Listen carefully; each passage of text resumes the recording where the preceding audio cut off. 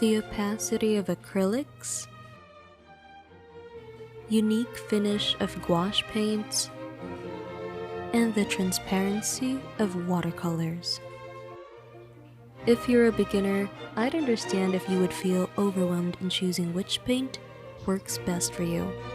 But that's why we're here.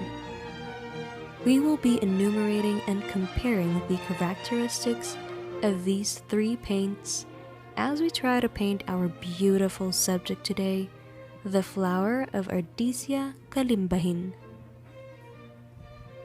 This is a new species discovered in the Philippines, named after its magenta flower. So what are we waiting for? Let's jump right onto painting.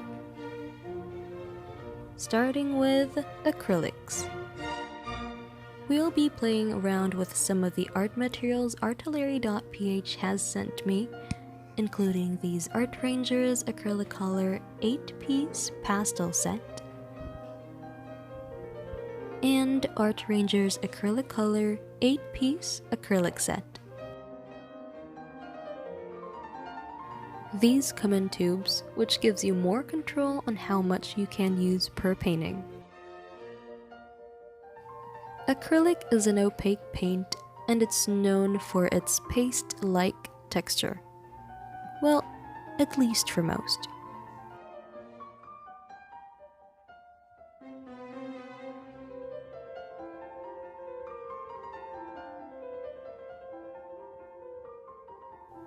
Its creamy texture makes it convenient for color mixing and in making bold, uniform strokes.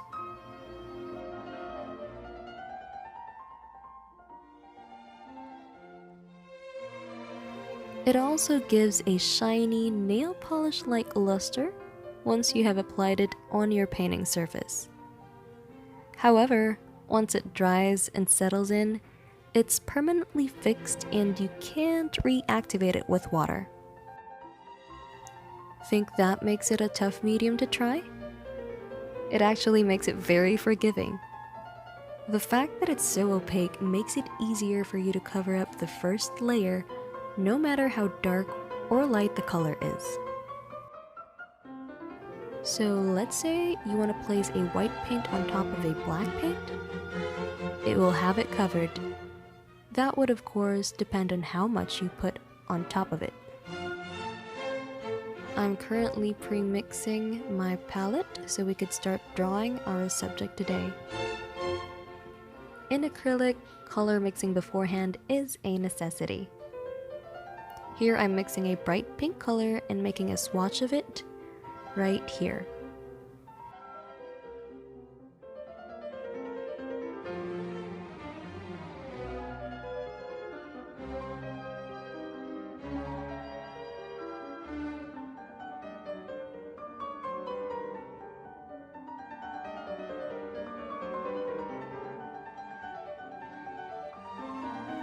I started off by laying down the most prominent color of the flower.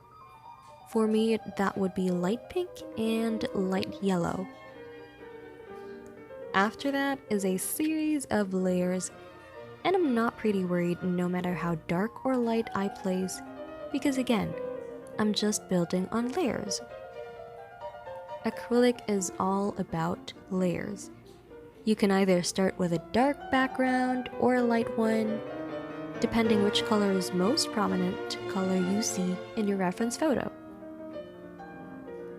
Details and texture is also fun with acrylics. A few white dots for the highlights and we're done. As for the opacity, there is no doubt it's so opaque since one stroke of white paint is enough to cover this black paint.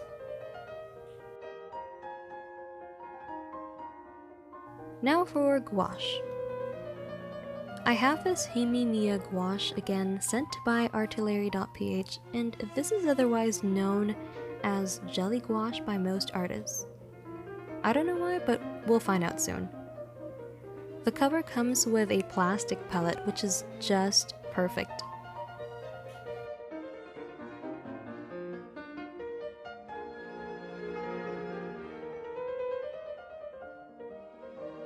It also comes in these small cups with the paint inside and the names written on their cover. My first impression? It's obviously thicker and more clumped than acrylic, or at least compared to the one we previously tested.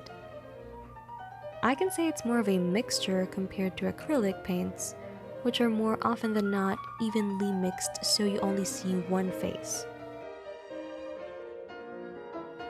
I don't know why, but this texture reminds me of tofu, somehow.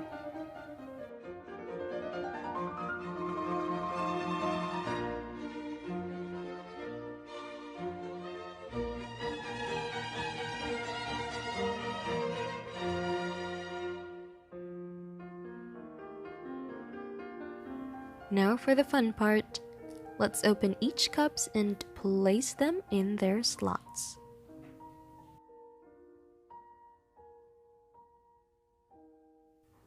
This is just like the bigger version of half pans in watercolors. Time to swatch them.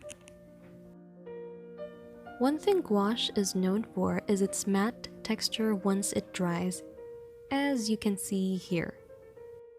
You may have also heard from some artists that gouache is tricky since some colors seem to change once they dry. Well, that's what swatches are for, isn't it? Gouache has the opacity of acrylic, but once it dries, you could actually disturb it with water, just like watercolor. For this painting, I started off with the center of the flower and got into the details immediately since it easily dries. You may notice how the color slightly changes once it is drying.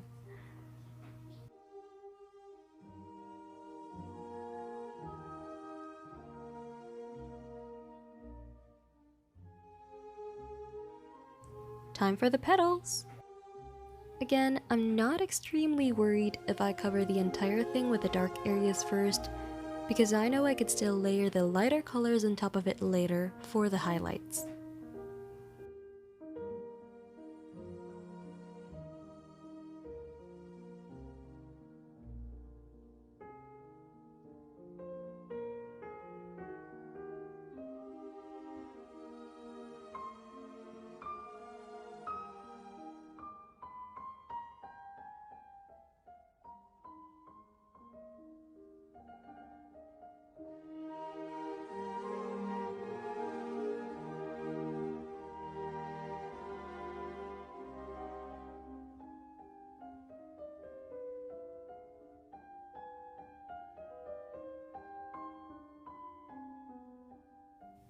Again, building on the layers here, and you may have noticed the slight color shift on some shades.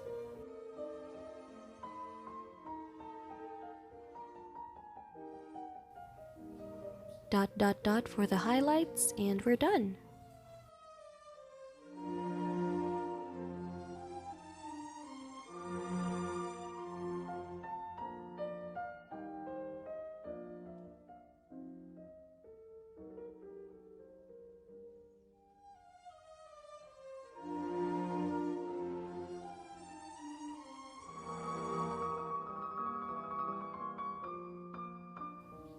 And another star moment for this creamy paint.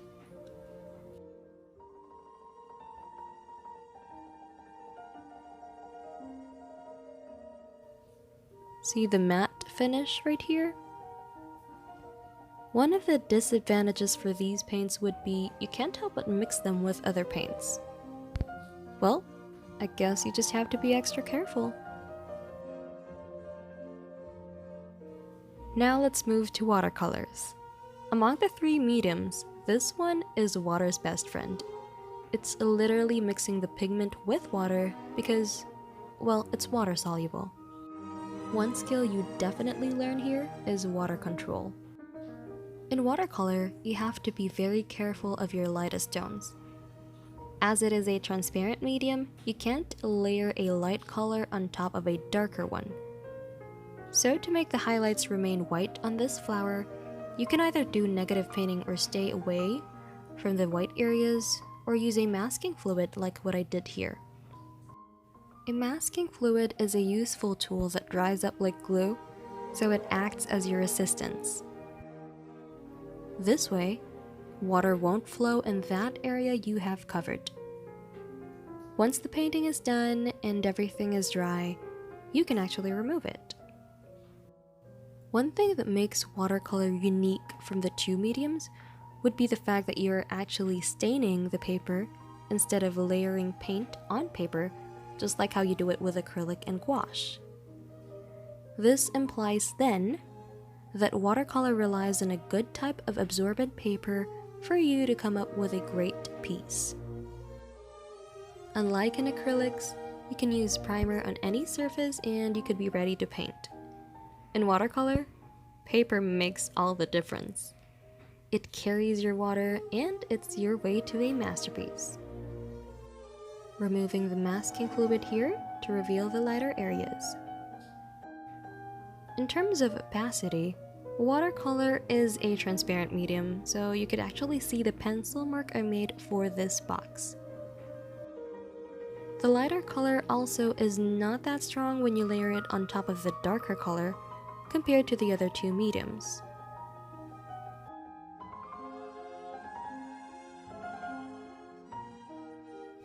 Let's review what we've learned so far.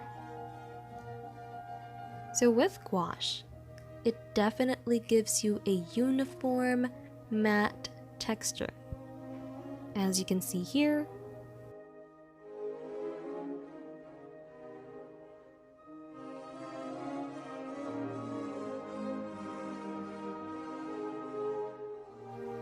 comparing it with acrylics, which definitely has that shine to it. The thickness of the paint and the texture you applied will also show in your final piece, which makes acrylic favorable for applying fun textures in paintings.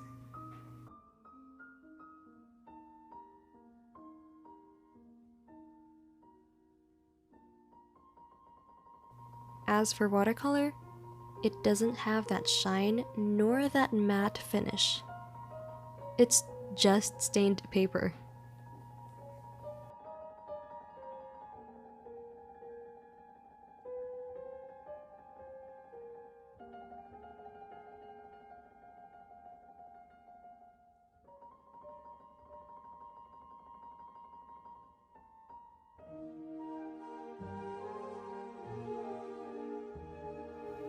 Here are some more gouache swatches which compares its texture to acrylic paints.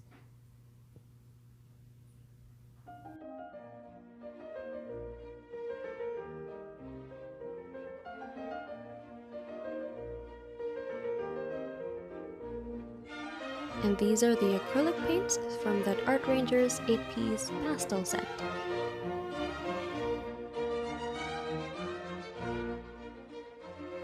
For you to have an idea what other subjects you can use with these mediums, I'll be showing you a couple of my works done in these different mediums. Starting with acrylic. This is Vanilla raabii, an orchid species found in the Philippines, named after Raab, a taxonomist and executive director for Philippine Taxonomic Initiative. Do you see that shine and texture? I used this Art Rangers 8-piece set so it's more vibrant compared to my painting earlier.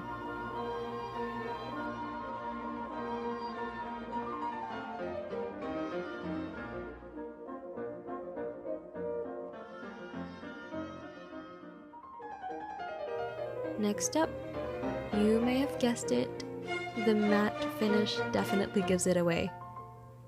This is a color study done with gouache, and it's fit for small paintings or thumbnails like this one. I learned this from one of Ava Bernave's class, and I also made this, which is a scene from The Golden Girls.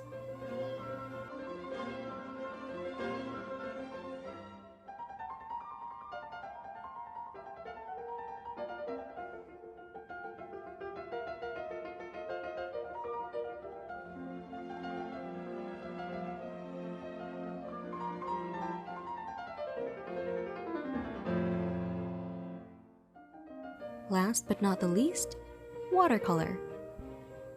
This medium makes it look like it's printed on your paper, and that's one of the characteristics of watercolor. These are some moths that are found in the Philippines, and I just love painting them.